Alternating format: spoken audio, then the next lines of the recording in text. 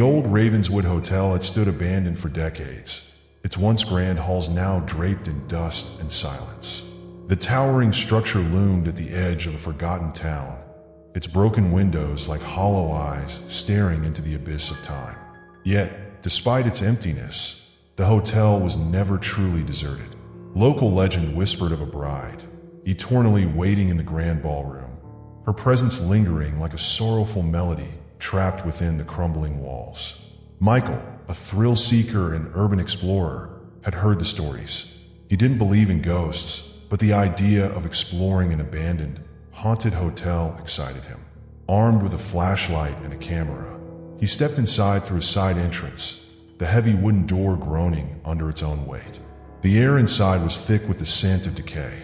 Torn wallpaper curled from the walls like brittle fingers, and dust swirled in the narrow beams of moonlight filtering through shattered windows.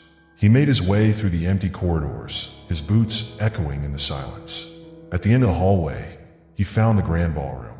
The massive double doors creaked open, revealing a space frozen in time.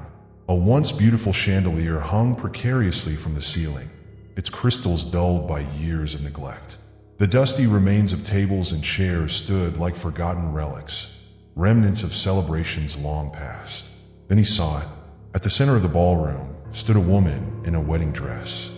Her back was turned to him, her gown pristine and flowing, unnaturally white against the decayed surroundings. Long, black hair cascaded down her back, unmoving, untouched by the breeze that seemed to stir the dust around her. Michael swallowed hard. It had to be a prank. Maybe someone else was here, messing with him. He lifted his camera, snapping a photo, the flash illuminating the room for a split second. When the light faded, she was closer. His breath hitched. He hadn't heard her move. Years ago, the Ravenswood Hotel was known for its elegance. It was the place for grand weddings, extravagant celebrations, and nights filled with laughter. But the most infamous story was that of Eleanor Gray, a bride whose wedding day ended in horror. Eleanor was young, beautiful, and deeply in love. Her fiancé, Charles, was a charming man from a wealthy family. Their wedding was the event of the season, the ballroom adorned with golden chandeliers, silk-draped tables, and a band that played until dawn. But Eleanor never made it to the altar. On the night of her wedding, she waited in her bridal suite, adjusting her lace veil, when a knock came at the door. Expecting her bridesmaids, she opened it with a smile, but it was not her bridesmaids. No one truly knows what happened next, but Eleanor was found hours later, sprawled across the ballroom floor, her white gown soaked in blood. Her throat had been slit, her engagement ring missing, her fingers outstretched as if reaching for help. Charles was never found. Some say he was murdered alongside her. Others claim he fled in terror. But what everyone agreed on was this: Eleanor never left the ballroom. Michael lowered his camera, his hands trembling. He tried to convince himself it was just his imagination, but every instinct screamed at him to run. Then she moved again, her head tilted to the side, and her hair parted, revealing the deep, gaping wound across her throat. A wet, gurgling sound filled the room, like the final breaths of someone drowning in their own blood. Michael staggered back, the flashlight flickering in his shaking grip. The air grew thick with the scent of roses, a scent Eleanor had worn on her wedding night, mixed with something metallic and decayed. The bride's lips moved, though no words came out. But in his mind, he heard it clearly. "He took my ring. Where is he?" The shadows twisted around him, and Michael turned, bolting for the door. He ran through the corridors, past peeling wallpaper and broken chandeliers, his own breath ragged in his ears. The hotel felt alive, the walls breathing, the air growing heavier. Finally, he reached the entrance and pushed through, stumbling onto the overgrown pavement outside. The night was silent. No footsteps followed him. No whispers called his name. But when he looked down at his camera, the screen displayed the last photo he had taken. The ballroom was empty, except for a single figure. Not the bride, a man in a tuxedo, standing just behind her, watching him. Michael's stomach twisted. The story was always about the bride, but what if Charles never left either? Michael never spoke about that night. He deleted the photo, but it didn't matter. His dreams were no longer his own. Every time he closed his eyes, he was back in that ballroom, back in the Ravenswood Hotel, watching as the bride turned toward him, her veil shifting to reveal those hollow, lifeless eyes. And every night, the same whisper filled his ears. Find him. It was just another quiet night at home. One of those nights where the world outside felt distant, and the only sound was the rhythmic hum of the refrigerator. Emma had just finished a solitary dinner, her mind heavy with the day's stress. She sighed as she sank into the couch, wrapping herself in a blanket, hoping to unwind with a mindless TV show. The dim glow of the screen flickered softly, casting long, eerie shadows across the room. The apartment was small but cozy, with the kind of intimate space that made it easy to forget about the world. 4 corners, that's all there were. But tonight, one corner seemed off. She didn't notice it at first. The corner farthest from the door, the one she'd always forget about, tucked in the shadows. It was just a corner, or at least it had always been. But tonight, it called to her in a way that made the hairs on the back of her neck prickle. The light from the TV flickered, casting brief, erratic shadows. It was subtle, but Emma couldn't stop looking at it. The corner seemed darker, deeper, like something was shifting in the dark, something that didn't belong there. She shook her head, trying to focus on the show. But the corner, it was pulling her attention, making her restless, uneasy. Something wasn't right. She tried to dismiss it, telling herself it was just her imagination. Everyone gets that feeling sometimes, right? That nagging sense that something is watching you. So she turned up the volume, hoping it would drown out the discomfort gnawing at her. But then there was movement. Her heart skipped a beat. She froze, her hand clutched tightly around the remote. At first, she thought it was just the flicker of the TV, an illusion caused by the changing lights. But no, there in the corner, something was moving. Something tall. Emma blinked, her chest tightening, but the figure didn't go away. Instead, it seemed to stretch in the darkness, rising taller, growing more real with every heartbeat. Her breath came in short, shallow gasps, the room suddenly feeling impossibly small. It was as if the very air around her had turned thick, suffocating. Her mind raced. It's nothing. I'm alone. I'm just tired. But the figure didn't disappear. The shadows seemed to press in closer. Her pulse hammered in her ears, louder than the TV. Who's there? Her voice trembled, barely a whisper, as though she didn't want to disturb the presence in the room. But there was no answer. Nothing. Only the soft creaking of the apartment settling. And then the breathing. It was faint at first, so quiet. She could almost convince herself she was imagining it. But there it was, steady, slow, deliberate. Her eyes locked onto the corner, and she saw it again, the figure. But now it was moving. Slowly, deliberately, like it was testing the air. Every motion was unnaturally stiff, jerky, as if it were unsure of its own form. No. The coldness in the room intensified, a bone-chilling draft sweeping through the apartment, despite the fact that all the windows were shut tight. The blanket she clutched around her body did nothing to stop the cold, the air growing more oppressive by the second. Without thinking, Emma stood up from the couch. Her legs felt heavy, sluggish, like they were made of lead. She tried to move toward the light switch, but the room seemed to pull at her feet, dragging her back. The figure in the corner remained, still and silent, waiting. She reached out toward the light, her hand trembling, but before she could flick the switch, the figure moved again. This time, it wasn't just a shift. It was a full step forward, slow and deliberate. Her heart leapt in her throat. Every instinct screamed at her to run, but she couldn't. She was paralyzed, staring, watching. The figure was close, closer than it should have been. Her breath caught in her throat as it came into the dim light. It was a man, or something that had once been a man. The figure was tall, impossibly tall, its limbs unnaturally long and thin. The air around him seemed to warp, bending unnaturally. His face, if you could call it that, was hollow, pale, and gaunt, stretched tight over his skull like a mask that didn't quite fit. His eyes, black, empty sockets, were locked onto her, and Emma felt as though those eyes were drilling into her very soul. The world around her grew hazy. Everything, Her thoughts, her surroundings blurred.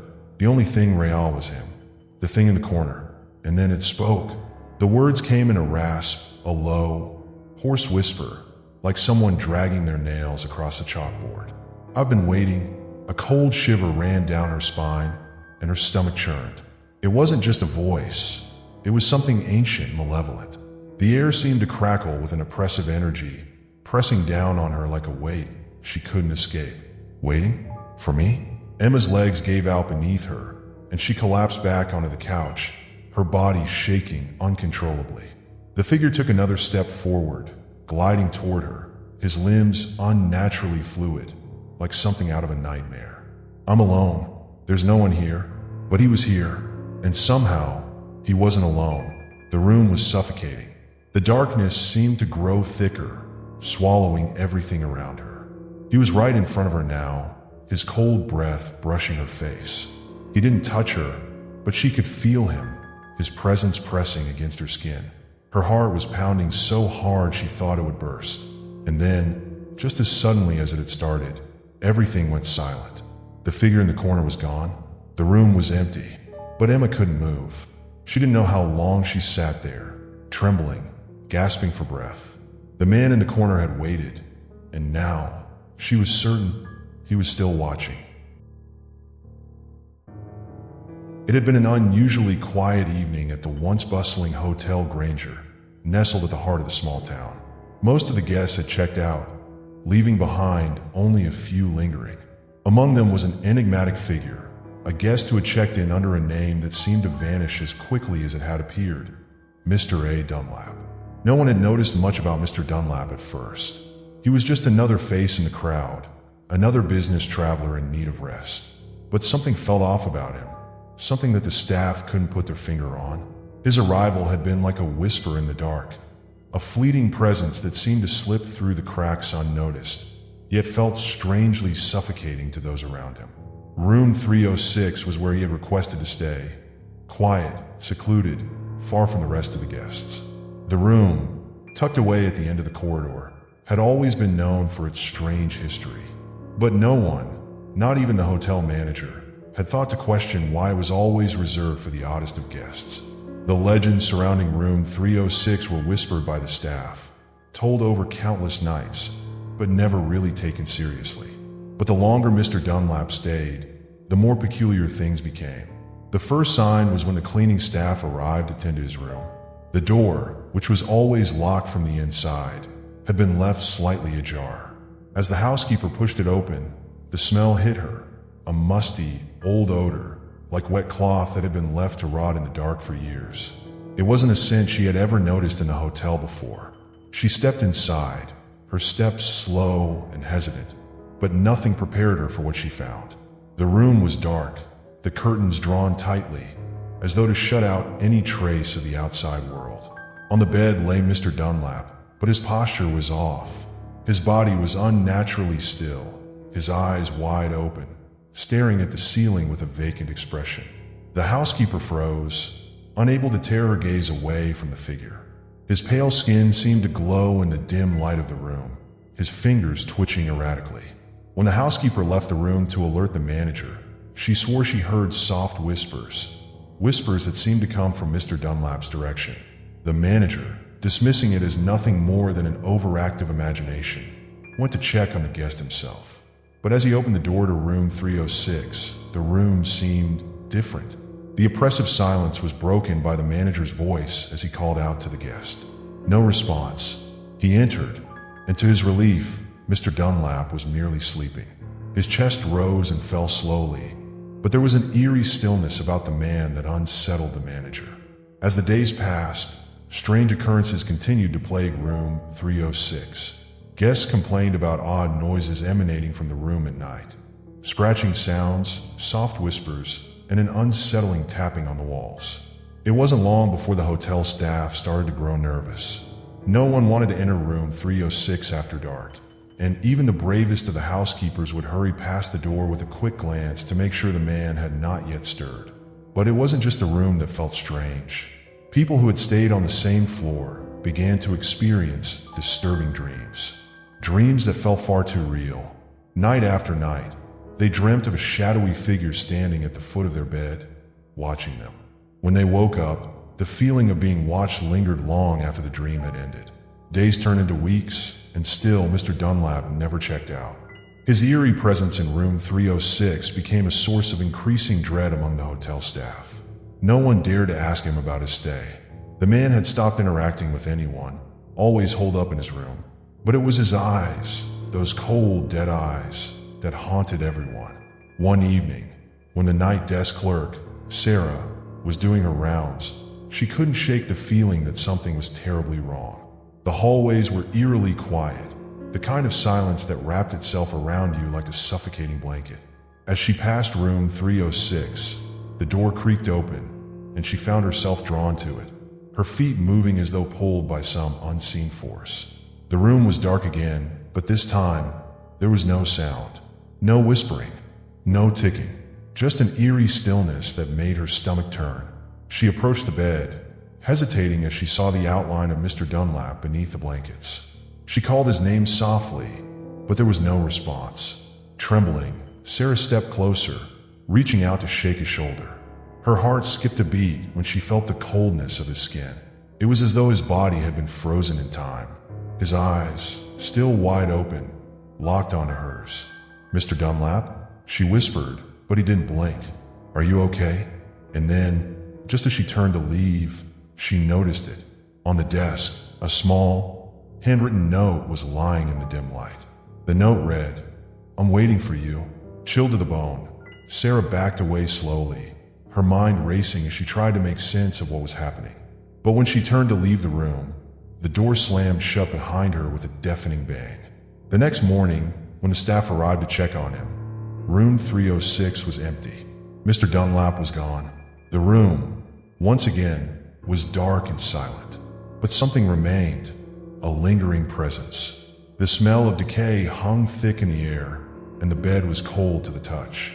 To this day, guests who stay in room 306 report strange occurrences. The sounds, the feeling of being watched, and sometimes, if you're unlucky enough, the sensation of a cold breath on the back of your neck at night. As for Mr. Dunlap, some say he never left. His soul still lingers, trapped in the very walls of the room. And if you listen carefully, at the stroke of midnight, you can still hear the soft whispers of a man who's waiting for something, or someone, to return.